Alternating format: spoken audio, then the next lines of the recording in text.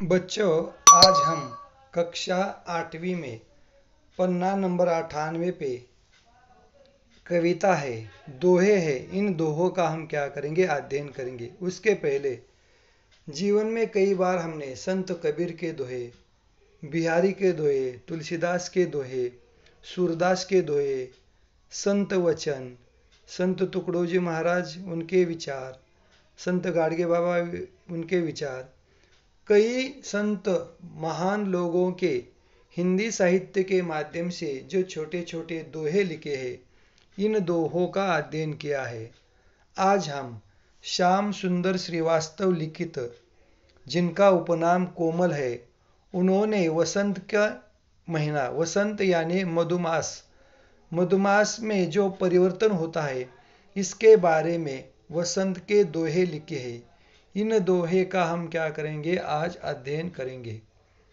दोहा, भौरे मंडराने लगे मृदु कलियों के पास। भौरे यानी अली, भौरा मंडराने लगा कहाँ, मृदु कोमल मुलायम कलियों के पास। कलिया यानी फूलों के पहले की स्थिति। लगता है सखी आ गया भूतल पर मधुमास। इन भौरों को देखकर, मृदु कलियों के पास घूमते हुए, चक्कर लगाते हुए देखकर सखी कहती है, आ गया भूतल पर यानी जमी पर, पृथ्वी पर, मधुमास यानी वसंत। आगे, खोल गंध की पोटली बहती पवन सुमंद, कनकन सुरभित हो गया बिखर गया मकरंद। खोल गंध की पोटली यानी ये मधुमास का महीना, मधुमास के रूपी वसंत अपनी गंध की पोटली खोलता है। बहती पवन सुमंद, और पोटली खुलने से उसमें से क्या होता है, पवन, पवन यानी वायु, हवा, उससे क्या होता है, सुमंद यानी बहुत धीरे से सब चारों ओर फैलता है। और उससे, उसके फैलने से कन कन सुरभित हो गया। सुरभित यानी सुगंधित, पृथ्वी के ऊपर का कन कन सुरभित हो गया, बिखर गया मकरंद, और सुगंधित होने से सब तरफ मकरंद यानी फूलों का पराग सब तरफ चारों ओर फैल गया।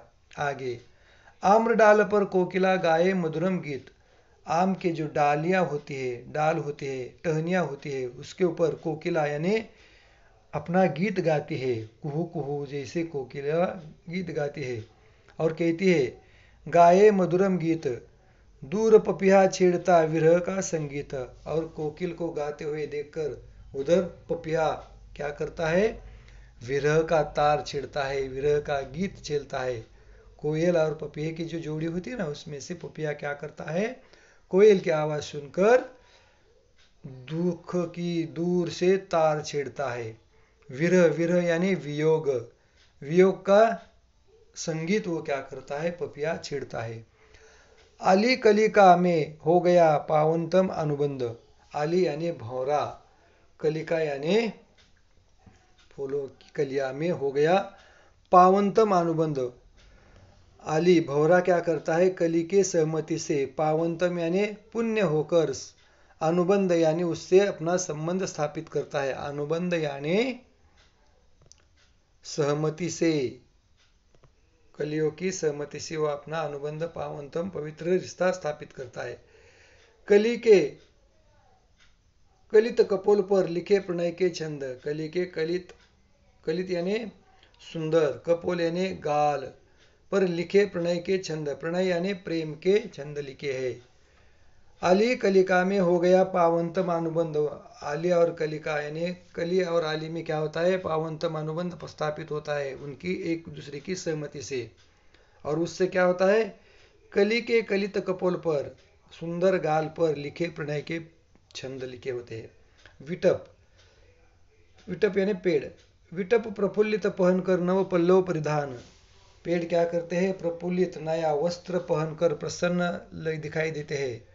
पल्लव यानी कोमल पत्ते, परिधान यानी वस्त्र परिधान करता है।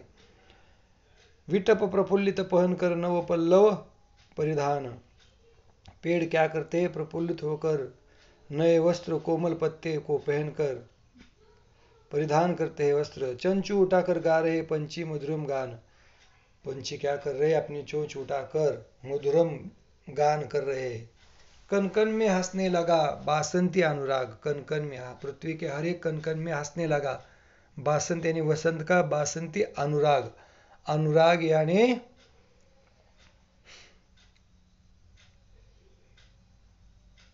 विचार। कण कण में हंसने लगा बासंती अनुराग, बासंत महीने में जो अनुराग हो जाता है। अंग अंग झरने लगा नूतन पुष्प पराग।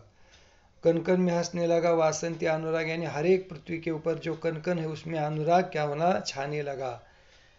और उससे क्या हो गया, अंग अंग झरने लगा, पृथ्वी का हर एक अंग अंग झरने लगा।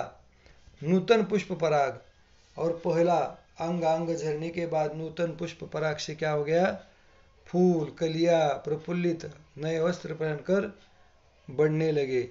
आगे हरित वर्ण की चुनरी, और इसकी वजह से क्या हो गया, पृथ्वी पर मानो हरित यानी हरी, वर्ण वर्ण यानी कलर की, रंग की, चुनरी, मानो पृथ्वी ने हरे रंग की वर्ण की चुनरी ओढ़ी हो, ऐसा लग रहा है। जैसे यहाँ चित्र में दिखाई दे रहा है, देखो हरे वर्ण की चुनरी को देखकर पेड़ पौधे पक्षी गा रहे, फूलों के कलियों के पास भंवरे मंडरा रहे हैं, पंछी पेड़ के ऊपर आमडेल पर गा रहे हैं। हरित वर्ण की चुनरी ओढ़े धरनी आज, मन ही मन बजने लगे विविध सुरीले साज। और इसके इसे देखकर प्रफुल्लित हरा भरा वातावरण देखकर हमारे मन में भी बजने लगा है विविध सुरीला साज, विविध प्रकार के सुरीले साज हमारे भी मन में आ रहे हैं और गा रहे हैं। मानो पूर्वी मधुमास के आने से, वसंत के आने से पृथ्वी पर सब तरफ वातावरण हरा भरा हरित वर्ण का छा गया है, क्योंकि सब खुशी से नाचने झूमने लगे हैं।